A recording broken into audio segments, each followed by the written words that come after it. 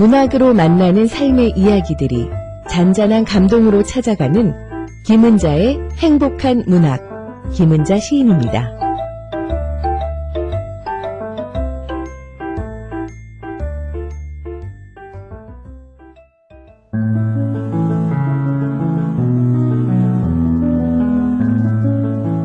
김은자의 행복한 문학.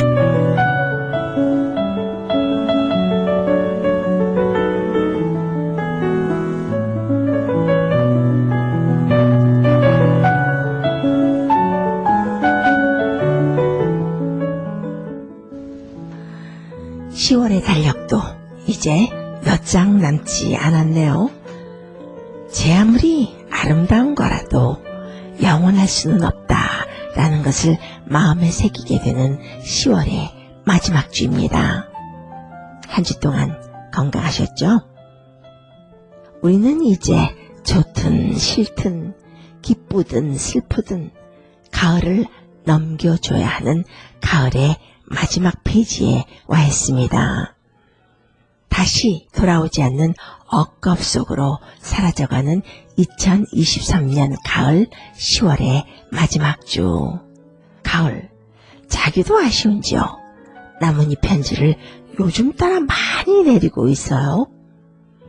떨어지는 나뭇잎처럼 더 자유롭게, 더 홀가분하게, 더 자연스럽게 살 수는 없을까라는 생각을 하면서 떨어지는 나뭇잎을 바라보곤 합니다.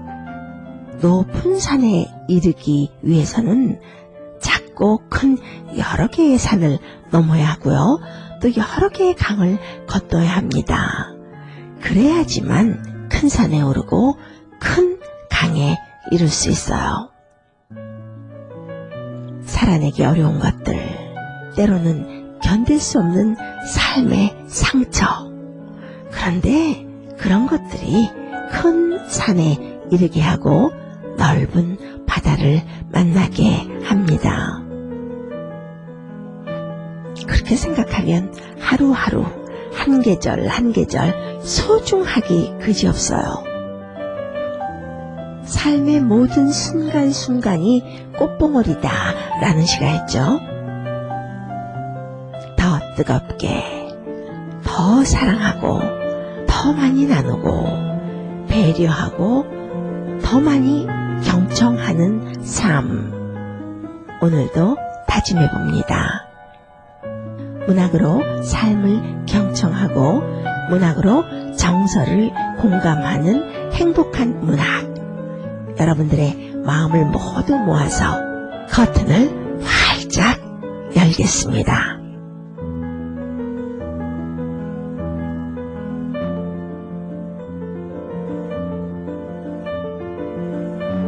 온고지신, 옛것을 익혀서 새것을 안다라는 사자성어죠.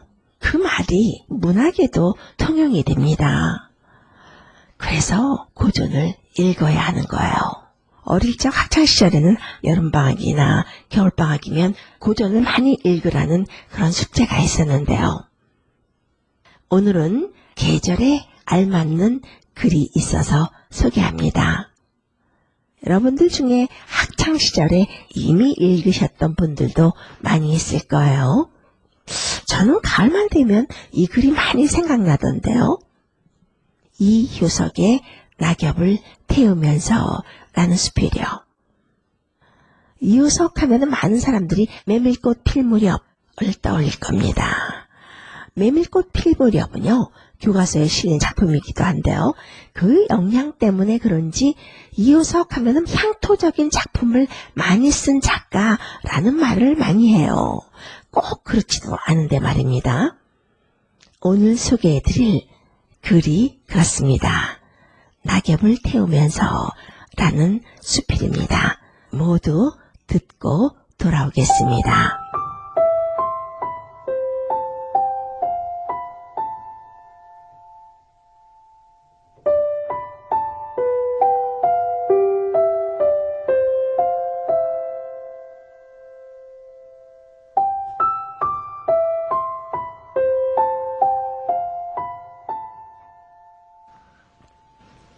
벚나무 아래에 긁어모은 낙엽의 산더미를 모으고 불을 붙이면 속이것부터 푸슥푸슥 타기 시작해서 가는 연기가 피어오르고 바람이나 없는 날이면 그 연기가 낮게 드리워서 어느덧 뜰 안에 가득히 담겨진다.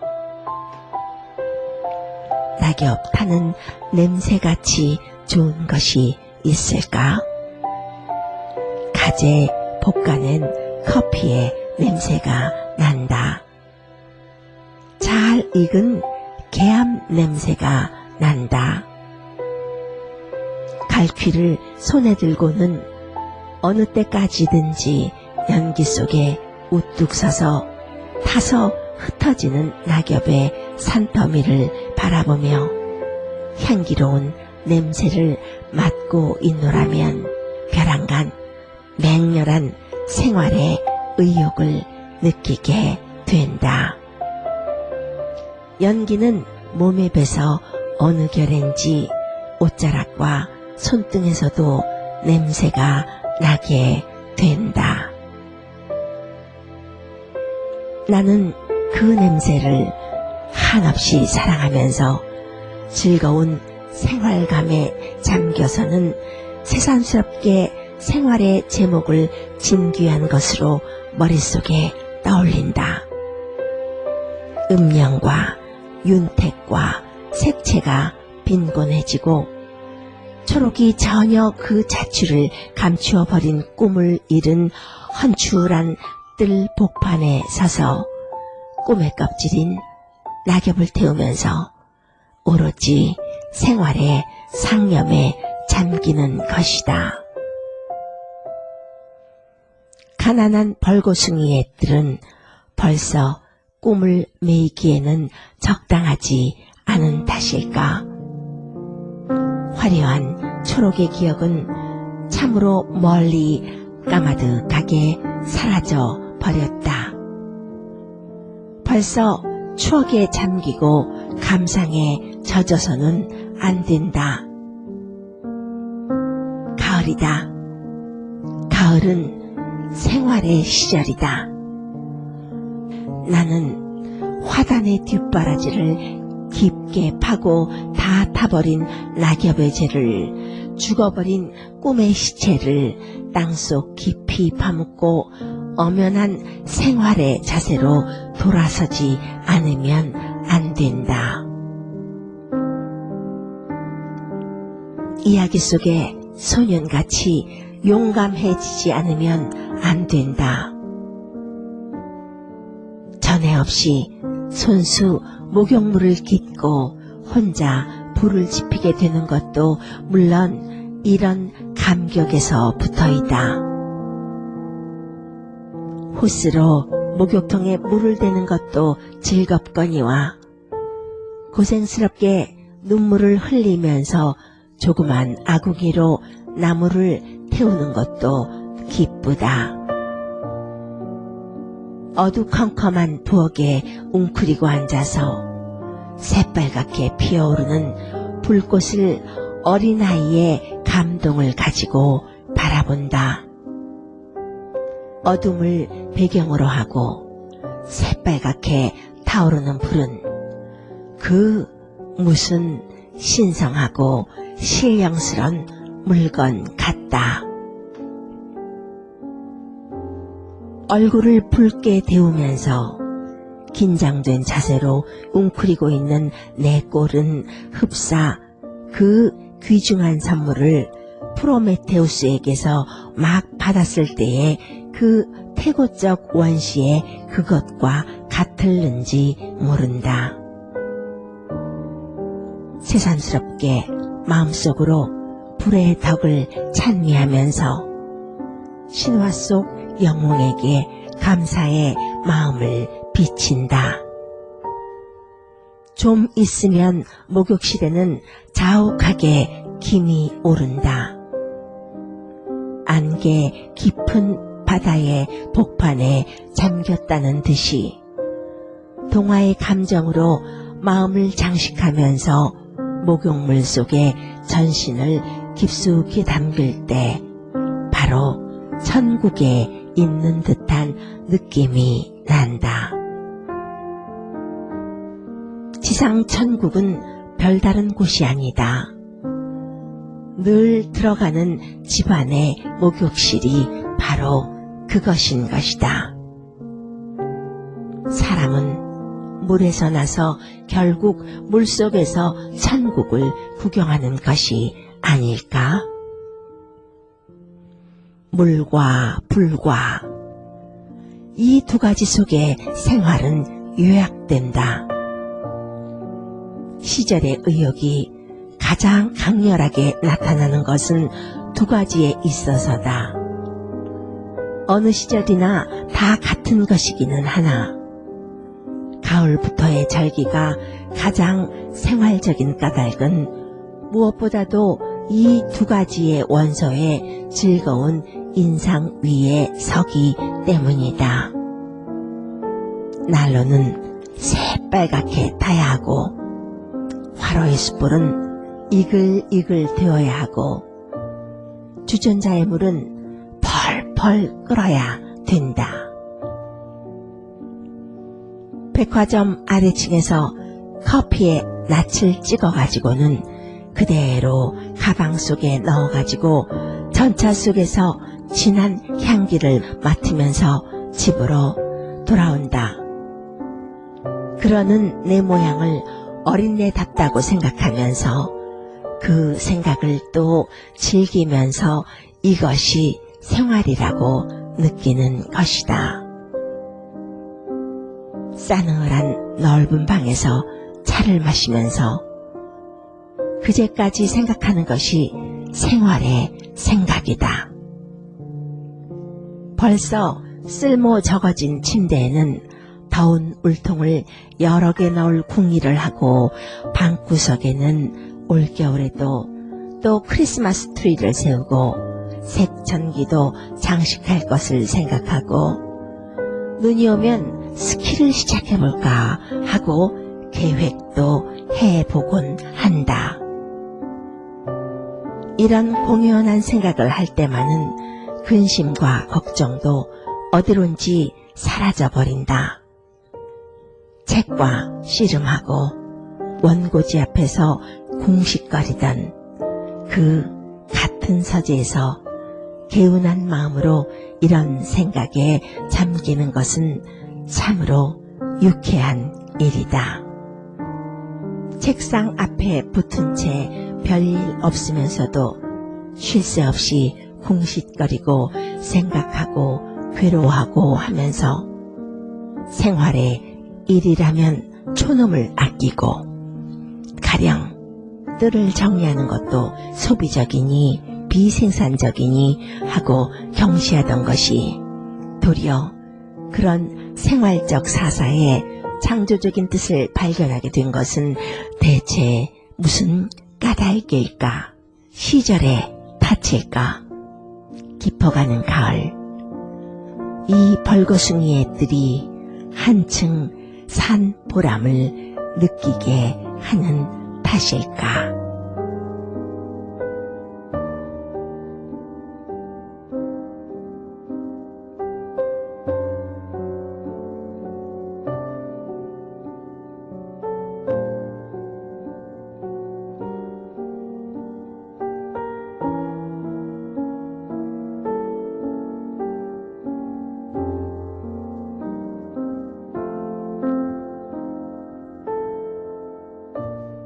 요즘 낙엽 마당에 많이 떨어지죠.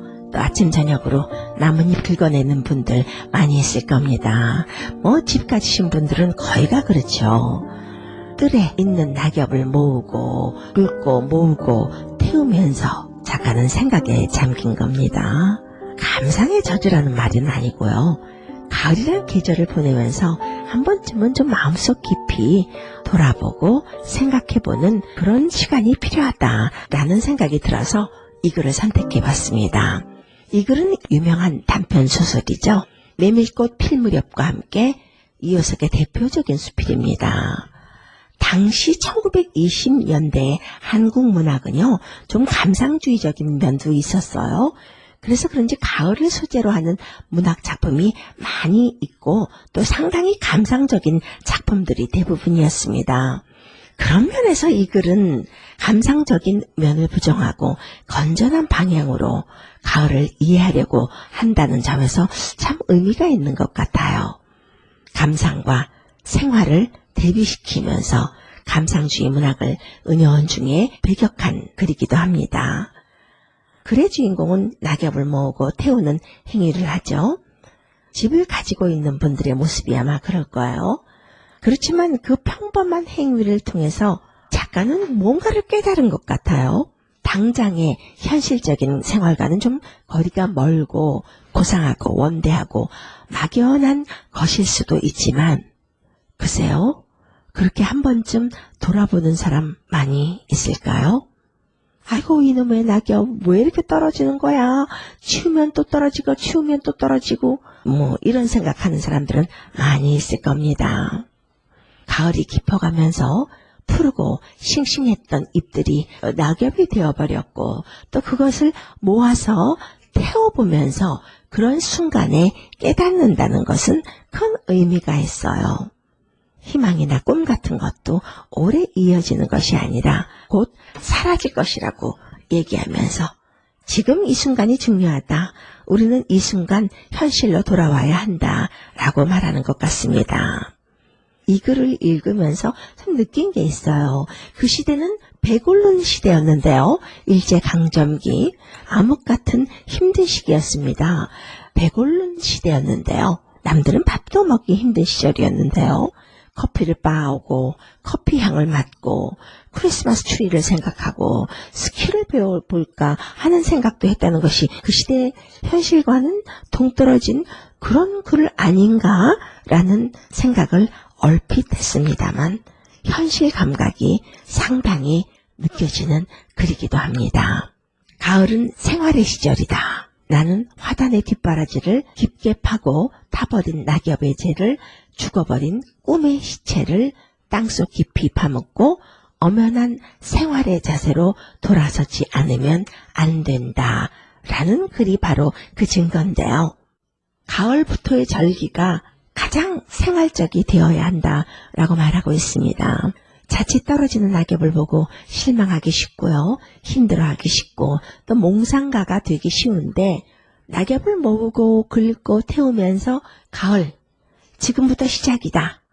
이제 현실로 돌아와야 한다. 지금부터 시작이야. 라고 말하고 있잖아요. 이제 1년도 3분의 2가 지나갔습니다. 지난 봄에 만났던 친구, 그리고 또 여름에 함께 했던 가족들, 짧은 만남 속에서 정리되지 못한 것들, 그런 것들을 낙엽을 긁고 태우면서 온갖 생각을 하나하나 정리해 나가는 시간 필요한 것 같습니다. 삶을 구성하는 그 미미한 생활의 사소로운 일들이요. 다시 설계하고 거기서 오히려 생산적이고 창조적인 일을 발견하는 것도 참 좋겠다 하는 생각을 해봐요. 낙엽 타는 냄새에서 갓 볶아낸 커피의 냄새를 느끼면서 그 향기로운 냄새 속에서 맹렬한 삶의 의욕을 느낀다고 말하고 있습니다. 이맘때쯤이 되면요. 읽지 않고 듣지 않고 넘어가면 좀 뭔가 빠진 것 같이 느껴지는 그런 글이 바로 이효석의 낙엽을 태우면서 이 글입니다. 이 글은 1938년도에 발표됐으니까요. 거의 85년 된 작품입니다. 그러니까 일제강점기 때네요. 이 글을 이효석이 평양 창전리 48번지 집에 머물 때 쓴 글이라고 합니다. 이효석의 딸 이남희 씨 언젠가 인터뷰를 했는데요. 창전리 집은 빨간 벽돌의 단층 양옥으로 여름이면 담쟁이로 온통 집이 가려져서 주위에서는 푸른 집이라고 불렀다라고 합니다. 그때 가을이면 정원에 떨어진 낙엽을 온 가족 함께 모여서 긁어서 모아서 태웠다고 합니다. 그러니까 이 글은 작가의 체험에서 나온 글이에요. 그래서 그럴까요? 상당히 힘있는 글입니다. 한갓 말라서, 계절에 밀려서, 계절에 떠밀려서, 혹은 지쳐서 떨어지는 낙엽도 산더미같이 모아서 태울 때면 느낌이 달라지는 법입니다.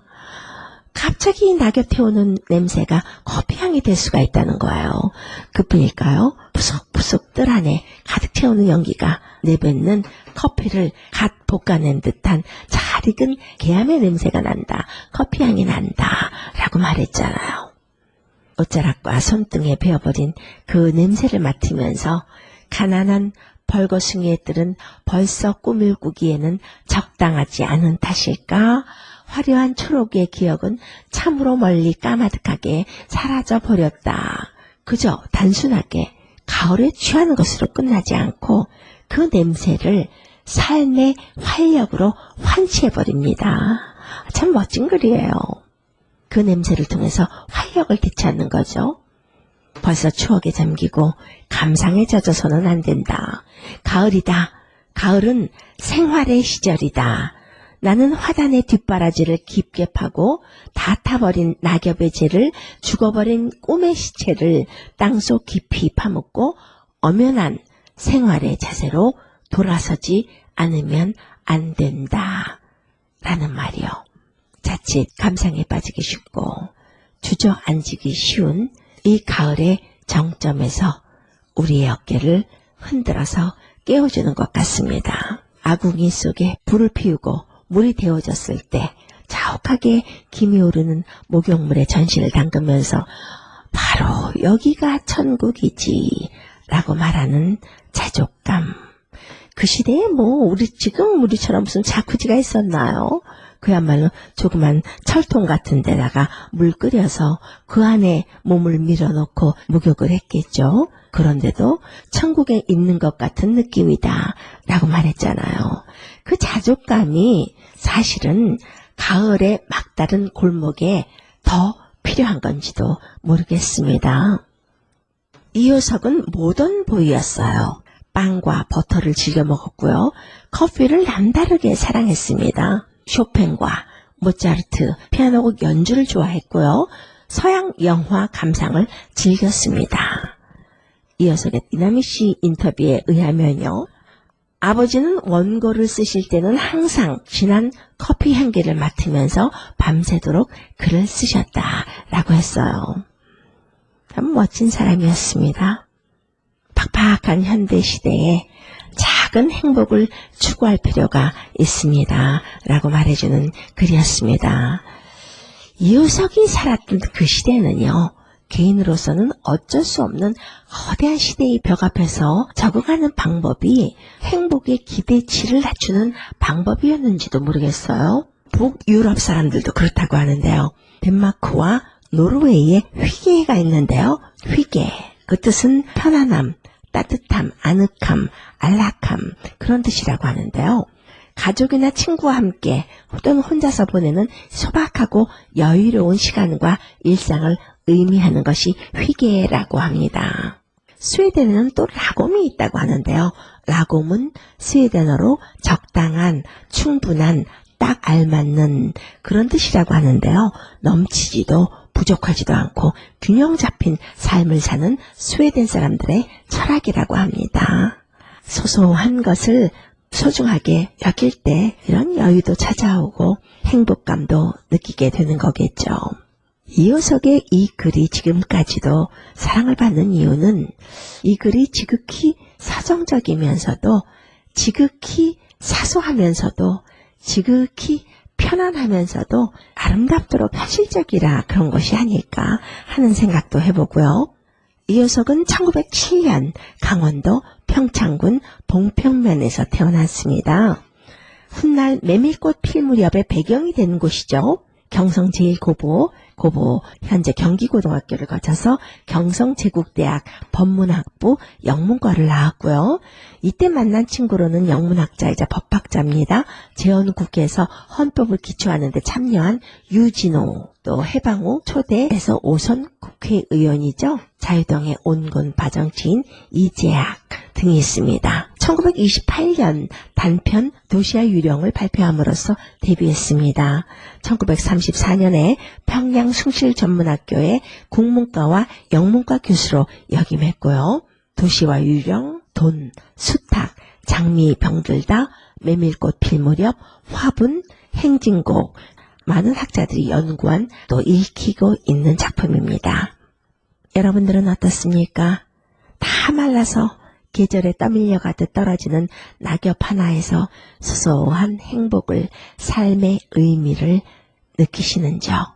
낙엽을 긁고 모으고 태우면서 아, 향기로운 커피향을 닮았다 라고 말할 수 있으신지요? 오늘은 이 효석의 낙엽을 태우며 라는 글을 소개했습니다. 더 좋은 한국문학으로 만나 뵙겠습니다. 환절기에 감기 유의하시기 바랍니다. 김은자였습니다.